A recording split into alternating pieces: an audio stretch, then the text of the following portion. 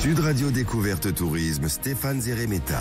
Bonjour Stéphane. Bonjour Jean-Marie. Directeur éditorial des Guides Le Petit Futé, direction la Bretagne. Oui, direction le Finistère, toutes les légendes, les paysages naturels spectaculaires, l'océan bien sûr vivifiant. C'est une destination que moi j'aime bien découvrir tout au long de l'année. Alors c'est vrai que le printemps, l'été, c'est sans doute le mieux, mais même l'hiver, moi j'ai beaucoup aimé d'aller en Finistère à cette période-là. Exactement. Alors au printemps, à Plomeur, les jacinthes et les tulipes offrent un très beau spectacle. Absolument. Donc là, c'est pendant tout le mois de mars. On a vraiment ces champs en fleurs dans une vingtaine d'hectares. Donc on a toute une fête des fleurs. Bon, on aurait l'impression d'être en Hollande, pas besoin d'aller aussi loin. Donc pendant 15 jours, on est mi-mars. On a vraiment cette mosaïque en jacinthe. C'est vraiment assez extraordinaire. Même quand on est dans les routes des environs, on voit ces étendues fleuries. Mais il y a un petit train qui permet qui a été mis en place, qui permet de faire la visite plus tranquille autour du champ. Alors on peut pas s'y promener à pied, sauf le 8 mars et le 6 avril. Il y a un circuit fléché qui va être proposé. En tout cas, c'est l'occasion d'acheter de bien belles bottes de tulipes. Et il y a aussi des bulbes à floraison estivale que l'on va pouvoir acheter, puisqu'il y a un bulborium et un jardin d'exposition de fleurs printanières dont vous préférez avoir envie et faire des petits achats. Bon, ensuite, on part faire un petit tour à Plomeur. Alors c'est vrai que c'est une ville qui est bien connue des surfeurs pour sa plage de la Torche. C'est un des spots les plus réputés de Bretagne, vraiment de quoi dompter sa vague. En fait, c'est une immense plage de sable blanc, vraiment super agréable l'été. Et puis Plomeur abrite aussi différents mégalithes et c'est assez fascinant d'être face à ces géants de pierre.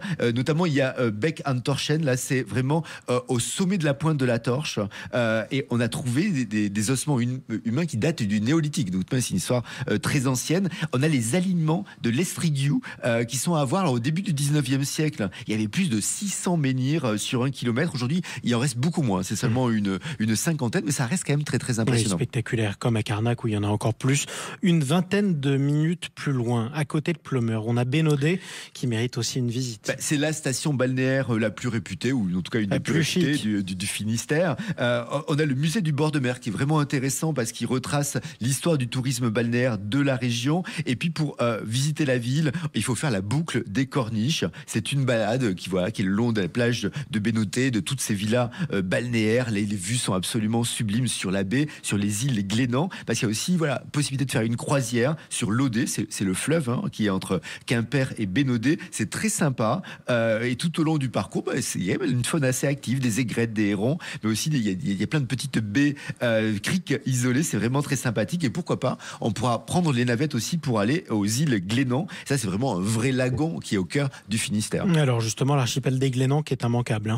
On a vraiment l'impression d'être au bout du monde parce que la mer est translucide, ces plages sont de sable blanc. Vraiment, on se croirait dans un hôtel tropical ou presque. Il y a quelques vagues quand même. Un tout petit peu. Puis il faut mettre un peu moins chaud aussi. Et ça mousse. En tout cas, on a 9 îles, plein d'îlots. Beaucoup sont classés réserves ornithologiques. Il y a plusieurs espèces d'oiseaux qui viennent y nicher. Donc on va y faire du kayak, du paddle, de la plongée. Il y a aussi toute une découverte de la flore locale. Notamment, il y a la narcisse du Glénan qui est protégée sur Saint-Nicolas. C'est vraiment l'emblème. En tout cas, ce Finistère, vraiment, moi, c'est un endroit où je prends plaisir à tourner et c'est pour le printemps un grand bol d'air frais que nous pouvons avoir. Bon, écoutez, c'est super. Merci beaucoup Stéphane. On vous retrouve demain. Nous partons au Canada et plus précisément en Alberta.